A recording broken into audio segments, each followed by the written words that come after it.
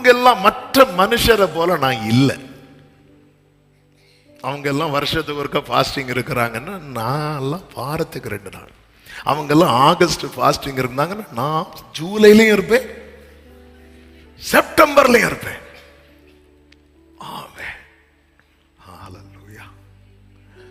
ஆண்டவர் இவங்க என்ன நினைச்சிட்டான்னா, இதெல்லாம் நான் பண்றதுனால நான் என்ன யாருக்கு முன்னாடி வச்சிடலாம் தெரியுமா? ஆண்டவருக்கு முன்னாடி வச்சிடலாம் சொல்லிட்டு அந்த இடத்துல அடுத்து நான் என் சம்பாத்தியத்தில் எல்லாம் தசம பாகம் செலுத்தி வருகிறேன் என்று தனக்குள்ளே ஜெபம் பண்ண. இப்போ ஒரு கேள்வி கேட்கிறேன், இவன் ஜெபம் பண்ணினான் தானே இருக்கு. 2 பேர் எங்க போறாங்க? ஜெபிக்க போறாங்க. ஜெபிக்கிறது இவன் ஜெபத்துல இவனுடைய தேவை என்னன்னு ஆண்டவர்கிட்ட கேட்டா சொல்லுங்க.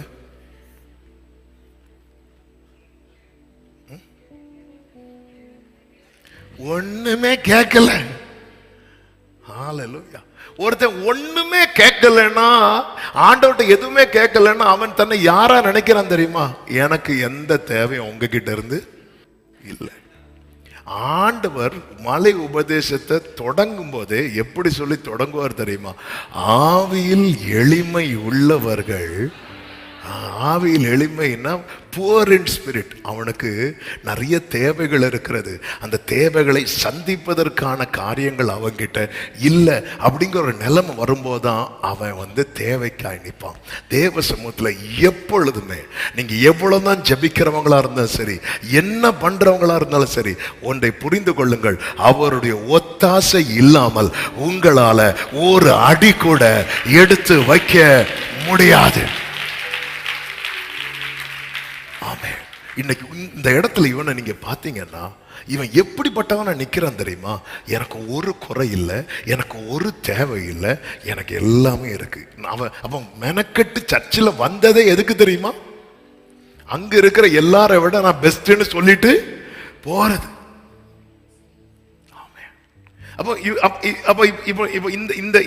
இவனுடைய இந்த நிலையில இருந்து அப்ப திரும்பி பாருங்க. அப்போ இவன் வாரத்துக்கு 2 நாள் ஃபாஸ்டிங் இருந்தது எதுக்கு?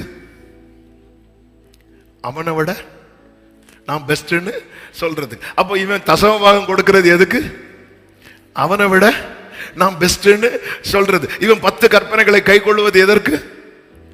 அவனை விட நான் பெஸ்ட்னு சொல்றதுக்கு. இப்படி நான் இன்னொரு ஆளை விட பெஸ்ட்னு காட்டுறதுக்காக நான் ஃபாஸ்டிங் இருந்து, நான் தசமபாகம் கொடுத்து, நான் இப்படி எல்லாம் கை கொள்வதனால என்ன பிரயோஜனம்?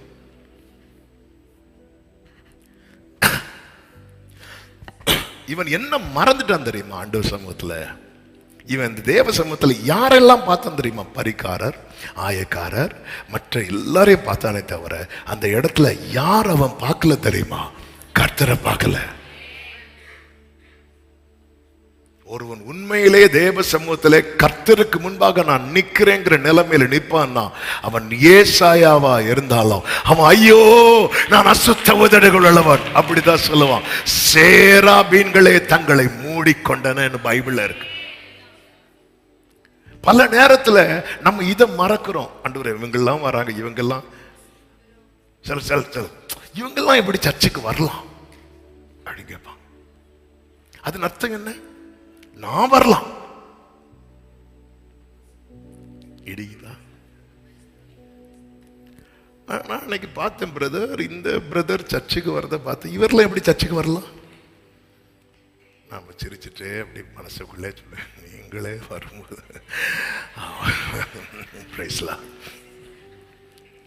இந்த சிஸ்டர் எப்படி வரலாம் இங்க? அதன் அர்த்தம் என்ன?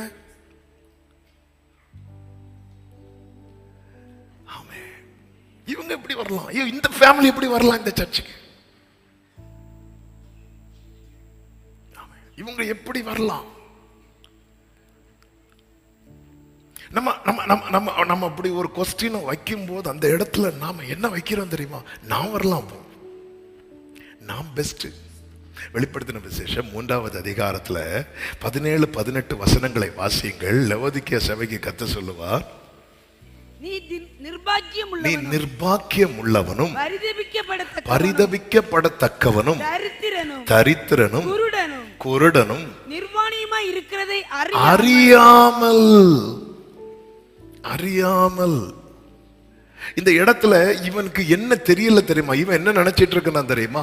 இந்த பரிசேயன் நான் இவ்வளவு பண்ணதுனால நான் நீதிமான் நினைச்சிட்டு இருக்கிறான். ஆனா நீ நிர்பாக்கியம் உள்ளவன், நீ பரிதபிக்கப்பட்டவன், நீ தரித்திரன், நீ குருடன், நீ நிர்வாணியமா இருக்கிறதை அறியாமல் நான் ஐஸ்வர்யவான் என்றும் திரவிய சம்பனன் என்றும் எனக்கு ஒரு குறைவும் இல்லை என்றும் சொல்லுகிறபடியால், வாசிங்க, நான் கர்த்தர் சொல்லுகிறார், நீ ஐஸ்வர்யவான் ஆகும்படிக்கு நெருப்பிலே புடமிடப்பட்ட உன்னையும் நிர்வாணமாகிய அவலட்சணம் தோண்டாதபடிக்கு நீ உடுத்திக் கொள்வதற்கு வெண் வஸ்திரங்களை என்னிடத்தில் வாங்கிக் கொள்ளவும் நீ பார்வை அடையும்படிக்கு உன் கண்களுக்கு கலிக்கம் போடவும் வேண்டும் என்று உனக்கு ஆலோசனை. உனக்கு அந்த பார்வையே தப்பா இருக்கு. நீ தேவ சமூகத்துல உன்னையும் மற்றவர்களையும் பார்த்து கொண்டே இருக்கிறாய். இந்த பார்வை ஒரு தேவ பிள்ளைக்கு இருக்கவே கூடாத பார்வை. இவன் தேவ சமூகத்துல இதுவரை யாரை பார்க்கவே இல்லை தெரியுமா? தேவனை பார்க்கவே இல்லை. பாஸ்டிங் இருந்த ஒருத்தனால தேவனை பார்க்க முடியலன்னா அந்த பாஸ்டிங் என்னத்துக்கு? தசம பாகம் கொடுத்த ஒருத்தனால தேவனை பார்க்க முடியலன்னா அந்த தசம பாகம் என்னத்துக்கு? 10 கற்பனைகளை கை கொண்டு ஒருத்தனால தேவனை பார்க்க முடியலன்னா அதை கை கொண்டு என்னத்துக்கு? உன்னுடைய நோக்கமே என்ன தெரியுமா? நீ உன்னை யாரோட தான் பார்த்து கொண்டிருக்கிறாய்னா மற்றவங்களோட பார்த்து பார்த்து பார்த்து நீ எந்த லெவலுக்கு வந்துட தெரியுமா? நான் மட்டும் அந்த உலகத்திலேயே பெர்ஃபெக்ட், மற்ற மனுஷரை போல இல்லாததற்காக மற்ற மனுஷர்னு மொத்தத்துல குறிக்கிறார்ல. கடைசியில் என்ன சொல்ல வந்துட்டான் தெரியுமா? நான் மட்டும்தான் இப்படி, நான் மட்டும்தான் பெர்ஃபெக்ட், மீதி எல்லாம் இல்ல அப்படி சொல்லிட்டு ஒருத்தன் வைக்கிறான் தெரியுமா? அது அப்படி வைக்க கூடாது. ஆண்டவர்கிட்ட அப்படி வைக்க கூடாது. அதனாலதான் இந்த ஊமை இவர் சொன்னதே எதுக்கு தெரியுமா? 18வது லூக்கா 18:9 வாசிக்க கேட்டோம். அன்றியும் தங்களை நீதிமான்கள் என்று நம்பி, உண்மையில அவங்க யாரும் இல்ல, நீதிமான்கள் அல்ல, நீதிமான்கள் என்று நம்பி மற்றவர்களை அற்பமா எண்ணின, எல்லாரையும் குறித்தல்ல, சிலரை குறித்து. நல்லா புரிஞ்சுக்கோங்க. நான் நீதிமான், இரத்தத்தால் கழுவப்பட்டிருக்கிறேன், கிருபையினால் மீட்கப்பட்டிருக்கிறேன், இந்த நினைவு எனக்குள் எப்பொழுது இருக்க வேண்டும். அதே வேளையில் இந்த நினைவுகள் என்னை இன்னொரு நபரை எப்படி பார்க்க வச்சிடக்கூடாது தெரியுமா? அற்பமா பார்க்க வச்சிடக்கூடாது. நான் இன்னொரு நபரை அற்பமாய் பார்த்து விட்டு நான் என்னை கர்த்தருக்கு முன்பாக வைக்க முடியாது. அப்படி வைத்தாலும் கர்த்தர் சொல்வார், அவன் அல்ல அப்படிம்பார். அவன் அல்ல, அவன் கிடையாது, அவன் இல்லை, அவனே இல்லை அப்படின்ட்டார். நம்முடைய நீதி எல்லாம் அழுக்கான கந்தை. தானியேல் ஆண்டவர் சமூகத்தில் சொல்லுவார், நாங்க எங்க நீதியை நம்பி கேட்கல ஆண்டவரே, உங்க இரக்கத்தை நம்பி.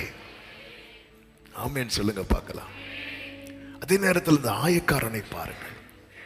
இந்த ஆயக்காரன் குறித்து வேதம் சொல்லுகிறது 13வது வசனத்துல, ஆயக்காரன் தூரத்திலே நின்று, 11வது வசனத்துல பரிசேயன் நின்று, 13ல ஆயக்காரன் அப்ப பரிசேயன் எங்க நிக்கிறான்? முன்னாடி நிக்கிறான். எங்க நிக்கிறான்? சர்ச்சில் ஃப்ரெண்ட்ல நிக்கிறான். ஆயக்காரன் எங்க நிக்கிறான்? தூரத்தில் நிக்கிறான், வாசல் பக்கத்தில் நிக்கிறான். அப்ப இந்த 2 பேருக்குள்ள உணர்வு என்ன தெரியுமா? பரிசேயன் என்ன நினைக்கிறான் தெரியுமா? கிட்ட ஒரு குறைவும் கிடையாது, நான் என்ன ஆண்டவர்கிட்ட வச்சிடலாம் அப்படின்னு. ஆனா ஆயக்காரன் என்ன நினைக்கிறான் தெரியுமா? என்னால இந்த லைஃப் ஆண்டவருக்கு முன்னாடி வைக்க முடியலையே, அவன் கதறான். அவன் உண்மையிலேயே இந்த 2 பேர்ல யார் தன்னை கர்த்தருக்கு முன்பாக வைக்க வந்திருக்கிற ஆளு தெரியுமா? ஆயக்காரன். இவன் முன்னாடி வர வந்தது கர்த்தருக்கு முன்னாக தன்னை வைப்பதற்கல்ல, மற்ற மனுஷருக்கு முன்னாக தன்னை வைத்து நான் தான் எல்லாரை விட. இந்த இந்த இந்த இந்த எண்ணம் நமக்குள்ள வந்துடவே கூடாது. என் ஜெபம் தேவனுக்கு அருவருப்பாயிடக்கூடாது, என் நம்பிக்கை அழிஞ்சு போயிடக்கூடாது. இன்னைக்கு நம்ம விரும்புகிற காரியம் நமக்கு வருதா? நாம் நம்புகிறது நமக்கு மகிழ்ச்சியாய் மாறுகிறதா? நம்முடைய ஜெபம் தேவனுக்கு பிரியமா இருக்கு? நம்முடைய வாழ்க்கை எப்படிப்பட்டதா இருக்கிறது? ஆமென். கர்த்தருக்கு மாத்திரம் மகிமை. தூரத்தில் நின்று. அப்போ அவன் என்ன நினைக்கிறான் தெரியுமா? இந்த நிலைமையில நான் என்னை இப்பொழுது கர்த்தருக்கு முன்பாக வைக்க முடியாது. இந்த உணர்வு இருந்ததுனால தானே அவன் தூரத்தில் நிற்கிறான். நான் இப்படி என்ன, நான் எப்படி? ஹல்லேலூயா. இந்த ஆராதனை ஆரம்பத்திலே நம்ம என்ன பாடணும்? உம் பீடத்தை சுற்றி சுற்றி நான் வருகிறேன் தெய்வமே,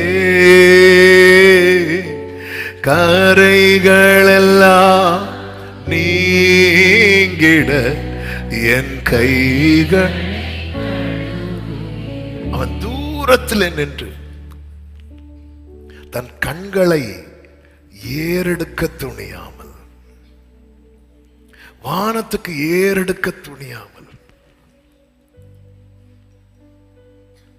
தன் கண்களை வானத்துக்கு ஏறெடுக்க துணியாமல்.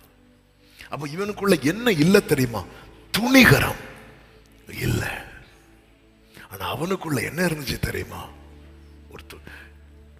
ஒரு துணிகரம் வந்துட்டு. இந்த உடன்படிக்கை பெட்டியை காளைகள் மேல வச்சு கொண்டுட்டு வருவார் தாவீது. அப்போ அந்த காளைகள்லாம் மிரளும் போது உடன்படிக்கை பெட்டி சரியும் போது யார் கை வைப்பா தெரியுமா? ஊசா. ஏன் கை வச்சான் தெரியுமா? ஏன் அந்த இடத்துல நிறைய பேர் இருந்தாங்களோ, ஊசா மட்டும் ஏன் கை வைக்க காரணம்? ஏன் அந்த துணிகரம் வந்துச்சு தெரியுமா? அது இவ்வளவு நாள் எங்க தான் இருந்துச்சு? அவன் வீட்டில் தான் இருந்துச்சு. சின்ன வயசுலேருந்தே பார்த்து பழகினான். இந்த பார்த்து பழகினவங்களுக்கு அதோடைய அருமை தெரியாது. இந்த 3 தலைமுறை 4 தலைமுறை பெந்தேகோஸ்தே மக்கள் பாருங்க, அவங்களுக்குள்ள இருக்கிற தெய்வ பயத்தை காட்டிலும் புதுசா ரட்சிக்கப்பட்டு வருவாங்க தெரியுமா, அவங்களுக்குள்ள இருக்கிற தெய்வ பயம் ஜாஸ்தியா இருக்கும். இதை நீங்க அக்செப்ட் பண்ண மாட்டீங்கன்னு எனக்கு தெரியும். அதான் உண்மை. அதனால ரொம்ப ஈஸி பைபிளுங்க என்ன கிடக்கு அப்படிம்பாங்க. ஏன்னா அது அப்படி பழகிட்டு அந்த நிர்விசாரம், துணிகரம் எல்லாமே வர ஆரம்பிச்சிட்டு. இதே உடன்படிக்கை பெட்டிய தாவீது பயந்து என்ன பண்றாருன்னா, தூக்கி எங்க கொண்டு வைக்கிறாருன்னா ஓபேதேதோம் வீட்டுல ராஜா வைக்கும் போது ஒரு அடி. உடன்படிக்கை பெட்டியை பத்தி லேட்டஸ்ட் நியூஸ் என்ன தெரியுமா? இத தொட்டா அழகா சொல்றீங்க செத்தான். இந்த நியூஸை கேட்டுட்டு உடன்படிக்கை பெட்டி வீட்டுக்கு வருதுன்னா எப்படி இருக்கும் நெஞ்சு? நான் நம்புறேன் ஓபேதேதோம் என்ன பார்த்து